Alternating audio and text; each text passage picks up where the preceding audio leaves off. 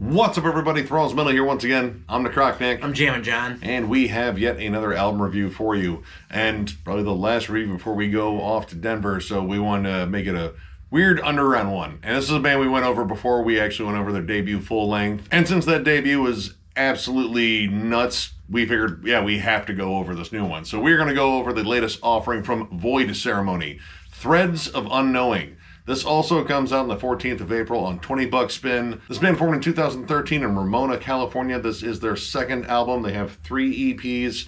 And, well, describing this band, it is, I guess, progressive, blackened death metal, atmospheric death metal. It's pretty fucking wild, and with good reason, considering the pedigree of the members. We have members of chthe'ilist, Cauldron Black Ram, Ascended Dead, and many more, because I think everyone in this band is involved in other projects. Furthering the sort of strangeness and atmosphere and wildness of this album, this was also produced and mastered by none other than Gabriel Gramaglia of Cosmic Putrefaction, which these bands are definitely very comparable. And yes, I would say legit he was probably the perfect guy to produce this, because this is nuts. Insanely technical death metal, blackened death metal. It's really hard to describe because it kind of goes at a million miles an hour for most of it, and it is absolutely dizzying. Yeah, I mean, really, it just, right off the rip, it reminds me of Demolich. And describing Demolich is kind of like trying to describe this album, where it's just all over the place. Out of all the bands that I think this band is involved in, I would say chthe'ilist is probably the closest one in terms of a flat-out comparison. It is loaded with insane, crawling, distant riffs, very atmospheric and lush soundscapes with just sharp transitions into otherworldly terror of, guitar playing, and Charlie Corrin on drums. And if you're a fan of Ascended Dead, you know what he can do. And if you're a fan of any of the bands that he has been in, yep. Yeah. Or if you just saw Morbid Angel, that tour, he was playing drums for Morbid Angel. Yeah, he's an absolute beast, and I would say this is one of the most maniacal, insane drum performances I've heard this year. And I've probably said that a couple of times, but in terms of just flat-out chaotic energy, man, the drums really propel this, because a lot of this kind of sticks with their theme of, like, cosmic horror and oh yeah, for very sure, unsettling. Like, this is pretty much the musical equivalent of being just dosed a 10 strip of acid and strapped into a gyroscope while someone plays Cynic's Focus and maybe Gorgut's Colored Sands at the same time. That would be nightmarish. Yeah, dude, I can't imagine all those things all at once. No. Yeah, well, this was relatively close. And I knew what kind of to expect on here compared to the first album. I actually have one of the EPs too, and on a technical standpoint, this band is absolutely marvelous. But when it comes down to atmosphere is such a huge part of the sound, because I think that it kind of just makes this more, I don't know, inhuman. Like, it doesn't feel necessarily done by people at times. Like, it's just very chaotic. It's almost like they're trying to communicate with some giant tentacled space creature that lurks on the fucking very edge of our solar system and is probably heading here to devour us all. Yeah, that's fair. I mean, they're probably giving them directions. Yeah, I would say that's the case, especially in one of the crazier songs, but they're all crazy. There's not really one that isn't crazy. There are definitely ones that I found more heavy. Entropic Reflection, Continuum, and Forlorn Portraits, Ruins of an Ageless Slumber. I found those to have more heavier moments in them.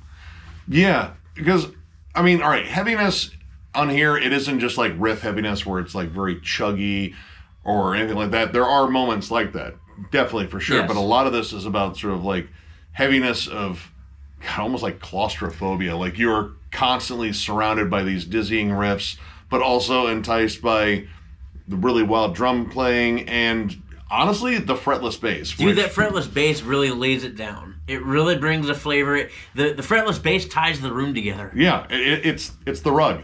It really fucking is. Yeah. And honestly, I think we brought it up in the first album we went over. It was like, man, that fretless bass carries kind of the bulk of the melody, because you get a lot of these very layered, sort of washed out, dissonant melodies. Like it's almost kind of shoegazy, but they're not just strumming on one chord. They're playing like a million fucking notes. Yeah, it's like a neoclassical shoegaze. Yeah, if that was possible. I don't think it really is. I don't think it is either.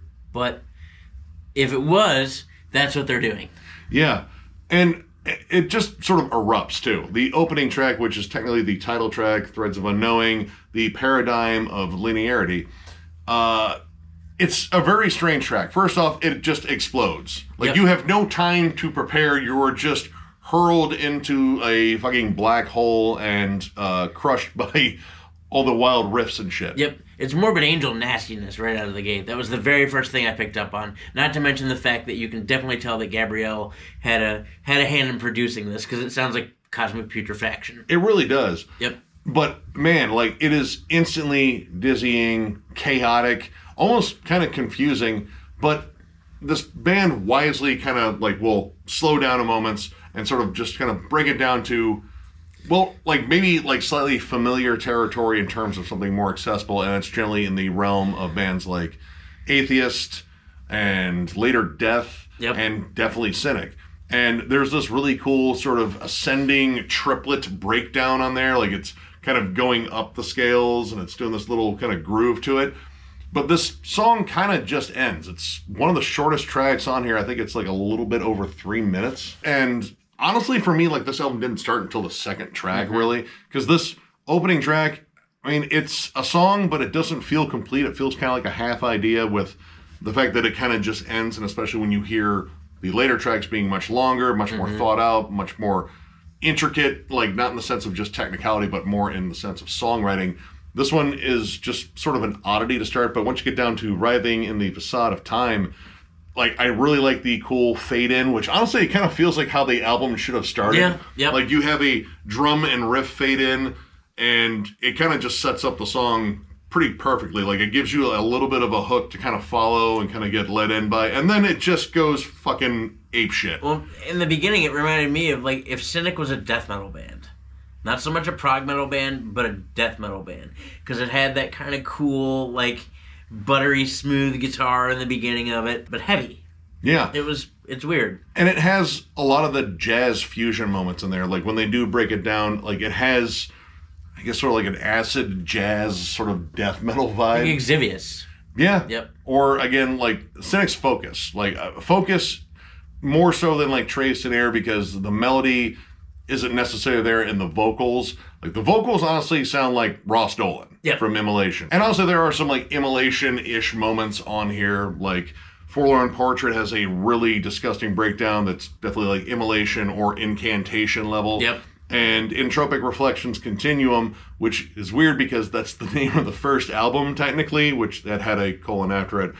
Dimensional Unravel, which is an accurate descriptor of that album. Yeah, it is. But it is kind of weird that that track is on here and not like the title track on the last album. I don't know. Prog bands are weird. But yeah, there's more to latch onto in terms of like just sort of straightforward heaviness and a little bit more of a sinister evil sound to it. Like, it's more recognizable as evil and less recognizable as something that is just strange. Yeah, and as if it's not crazy enough, on Abyssic Knowledge Bequeathed has a cool Middle Eastern type of vibe to it. Very Nile. Very Nile. A lot of Nile. And it's a really interesting transition. It kind of starts off with like a marching snare, and you hear this Middle Eastern sort of melody pop up kind of behind it and build up. Yeah. This songwriting here is admittedly kind of hard to follow. I'm reasonably sure I said the same thing about their debut too. But here I think it's a little bit more focused on the progressive aspect. Like, there's definitely some cold tremolos on here that are definitely more black metal, and some more like brutal, heavy, dark moments that definitely scream like old school death metal.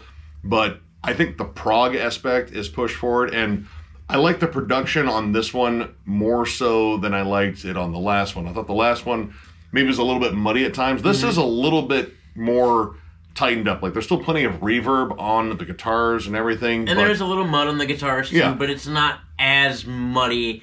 Like, it seems a little bit more crisp, a little bit more defined. Yeah. So you can kind of hear everything a little bit more. And if you're doing something this technical and this insane, you kind of want those things to stand out. Each individual thing to kind of push a little bit more. Yeah, and I would say like the unifying factor between the two albums is the bass really stands out, and because it does carry a lot of melodies that you can actually latch onto versus the guitars doing a lot of just crazy dissonant strumming just to add a ton of atmosphere, I think that is super important. And man, the bass runs in here are awesome. Like outside of like just cool bass playing, there are bass solos on here. Entropic Reflections Continuum has an amazing bass solo that just kind of runs about the end of the song, and it's actually just kind of crazy sounding, but it really adds a lot to the song itself because, again, this album is kind of all over the place in terms of like transitions, technical play, and just sort of pushing the limits. And I don't think anyone pushed as hard as Charlie on here. I mean, they all push, but Charlie,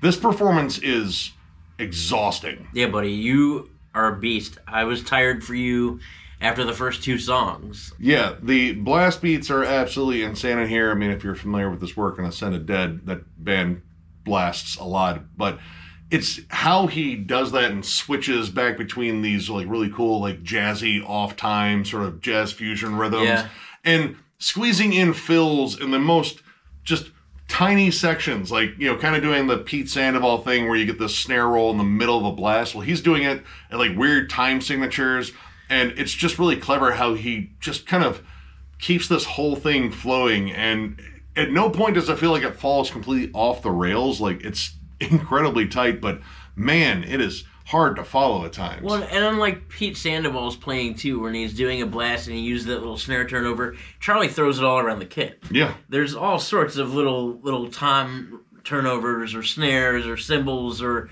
it's nuts. The drums are nuts, the bass is nuts, the guitar is nuts, it's all nuts. Yeah, I think the most normal thing on here are the vocals, but to anyone that's not familiar with like death metal vocals, that'll sound nuts too. So yeah, to the uninitiated, this is probably just batshit crazy noise and like, I don't know, some musical interpretation of a nightmare. Yeah, this is definitely not something I would recommend to the novice metal listener.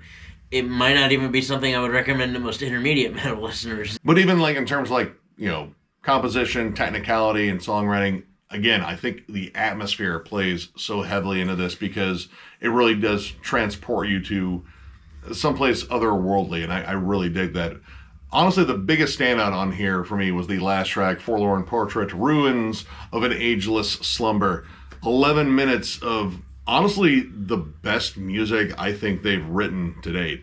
And granted, you know, short time to be together, but this is an amazing song that really finds them exploring more melody and the prog elements right out front. Well, because they have more time to do it. You know, you figure in most of these songs ranging from, 3 minutes to 5 minutes, that there's a 6-minute track, and then you get to this end where you have 11 minutes, and this band finally has room to just breathe. Even though there are crazy parts in the song, there's also a lot of more straightforward parts, and some groove, and some things to latch onto, and some catchy, hooky melodies. And it's where they choose to breathe in the song, and a lot of that is, like, in terms of transitions. They make sure the next part is really laid out in front of you, and it kind of, gives it time to build, let you settle in on it, and build upon that. And I really dig that. Like, they show off, like, again, more melody. There's a lot more lead trade-offs on it. And the dynamics are intense on here. Like, you get, the jazz fusion side that pops up. Solid breakdowns, like, really heavy. Mm-hmm. Honestly, some of the heaviest moments on this entire album. But, again, some of the most melodic moments, too. And they really kind of run the gamut of different styles. There's even some thrashy sections. There's even a section where kind of breaks into like a galloping thrash sort of beat that's almost kind of more akin to like Igor Cavalera. Yeah, you get some bluesy sections, and then with these trade-off leads, I got reminded a lot of The Faceless with Planetary Duality, that kind of neoclassical run that Michael Keane does in most of that album. I heard a lot of that in here. And some of the leads on there are actually done by Gabriel, who did the production here, but also playing off of the solos done by Wandering Mind and Hyperborean, what's its Madoodle? Hyperborean Aberration. Yeah, what I said. They have fun names for this, and, I was going to say their actual names, but I want to preserve the mystique, and plus you can look it up yourself on the archives because it's all there. As for any complaints on here, Honestly, it's the shorter tracks. The shorter tracks, while I don't think are bad, they don't necessarily add very much. Like the opening track, which is the title track, but I'm not saying the entire thing again. It's just kind of there. It's very eruptive, and it just kind of explodes, leaves you confused as hell, and then it kind of starts settling in after that. Nothing overtly bad on it. It's just sort of a weird placement, and again, it kind of feels a little incomplete considering it's kind of delivering what you get on the rest of the album. It's just done in such a sort of ramshackle form that it never really gelled for me. And then there's the instrumental At the Periphery of Human Realms, The Immaterial Grave. It's a interlude instrumental. It's really pretty. It's got like a real spacey vibe, of course, and some cool leads on it, a little tribal buildup. But in terms of it sort of segueing into Forlorn Portrait, it doesn't necessarily do it as well as maybe it could have. It's not, again, overtly bad, but it does feel kind of extra and maybe like a little out of place. The main tracks in here are absolutely amazing, though. Oh, yeah. I get it. I get why it's in there. Yeah. Especially since the entire record seems to have that kind of spacey atmosphere, and At the Periphery of Human Realms just kind of drives it home. Like, yes, that's definitely what you're hearing. I don't know. I don't know if it's a bad thing. It seems kind of odd to have, when you have just a 6-song album, it seems kind of odd to throw in something like that when you could be portraying more music. I mean, I guess like a minor complaint would also be like, man, the last track is so good that I think, like, it's kind of weird to say, like, I think an 11-minute run time for tracks might be ideal with the amount of stuff that they squeeze into these songs. Yep. Because some of them feel a little too condensed, like maybe just a little too hurried at times, and you have a lot of like non-repeating parts, so it can get a little confusing at times. But man, the 11-minute song Forlorn Portrait is legit, I think, the best thing that they have written in their short career, and I would love to hear more of that. And for an 11-minute song, oh my god, it fucking flows beautifully. It did not feel like 11 minutes. Not at all. Not at all. Trust me, I've sat through bands that have lengthier songs, and it's been like, man, that was the longest 11 minutes of my life. But in this case, it's engaging enough to the listener where it doesn't feel like 11 minutes. In fact, even at the end of it, I was like, oh man, I could have used more of that. Yeah. So overall, well, I mean, I really dig this. It's not quite perfect, and I do think it gets a little too weird occasionally just to really fully digest. I mean, I might need more listens. Good thing I pre-ordered this and it arrived not too long ago. Yeah. But I'm going to go ahead and give this 3.5 stars. I dig this. I think this is probably close to the same rating I gave the last one, but I think this one improves on a lot of areas there. So it's a little bit greater of a 3.5, maybe, if we're doing that. 3.8. Yes. That's Good luck starring that. I'm not. I think the progressive elements really shine in here. I think some of the black metal elements may have got sacrificed a bit, but I mean, the atmosphere, the technicality, and the wild songwriting, while it's confusing and dizzying, it's very alluring. Like, you want to listen to it more, and that's the cool appeal about it. This isn't like, just tech wankery for the sake of tech wankery, which, you run into a lot. This is, like, legit, really interesting, unsettling, and creepy, but, again, alluring. If you're a big fan of Gorguts, Atheist, Later Death, chthe'ilist, obviously, I think you'll totally dig this. It is quite the warped listen, but I think this is pretty much what we signed up for when we decided to review this album. Yeah. Yeah, I mean, I knew what I was getting into, although I didn't know quite it would be at this caliber. This is a 4 for me. Man, the musicianship on here is fucking stellar. Good job to all of you, first of all. And being able to keep this all together is even more impressive. Someday I want to see this live, because I want to know how you keep all that shit together. I mean, I guess before I wank this record, I should say that a couple of the songs were a little short, and I think a couple things could have been done about it. Because Forlorn Portrait was so well done, because you had so much time to play with, I would state that either A, take a couple of these songs and smush them together and just make it like 3 13-minute songs. Oh, that might be something cool. Not that I have a problem with even the shorter songs, but I mean, it just might be something cool to allow everything a little bit more room to breathe. I mean, overall, though, there's not a dull moment going on here. Even in At the Periphery of Human Realms, where you're hurled into space and listening to guitar leads, there's still earworms there. Like, it's still alluring and pleasant to be heard.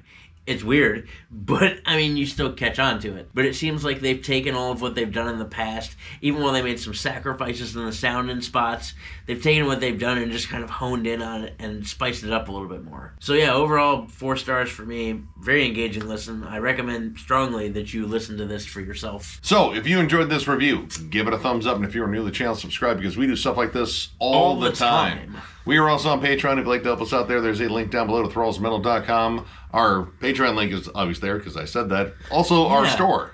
But our store is rather empty at this moment, but we will be reloading on merch, but that will have to wait until after Denver Death Fest, one of the last times we will have to actually premiere this. Yeah, dude, I don't even have to fucking say Denver Death Fest after this, because it will happen. Yeah, this will be the last video you see before we leave. We're going to go to Denver Death Fest. It's going to be a great time. If you feel like coming out, $35 a day, come out and hang out with us, have a beer and a smoke, and enjoy some heavy metal, because that's what we do. This will be the last time I have to say it. Yeah. Yep. And of course, thank you all so much for liking, subscribing, following, all that shit. It means the world to us. I know the thank you part of the video where I say literally nothing different. Nothing different except thank you, and it means the world to us, but it really does. Tons of thank yous. Yeah. You know, I mean, we wouldn't have got here if it wasn't for you guys. And believe me, when we get back from Denver, we're going to be working on a bunch of different content, and, you know, got some other things in the works. Got the Immolation ranking coming. Oh, God, that's going to be still hell. I've listened to all those fucking albums, and I'm still kind of at square one. Kind of. I think I know what my number 1 is, and I think I know what my number 2 is. But even then, that could change. Yeah, I know. That's because I keep listening it's very to difficult. albums. I fucking hate this ranking. But I do love listening to Immolation. So, But either way, thank you all once again, and we will catch you later.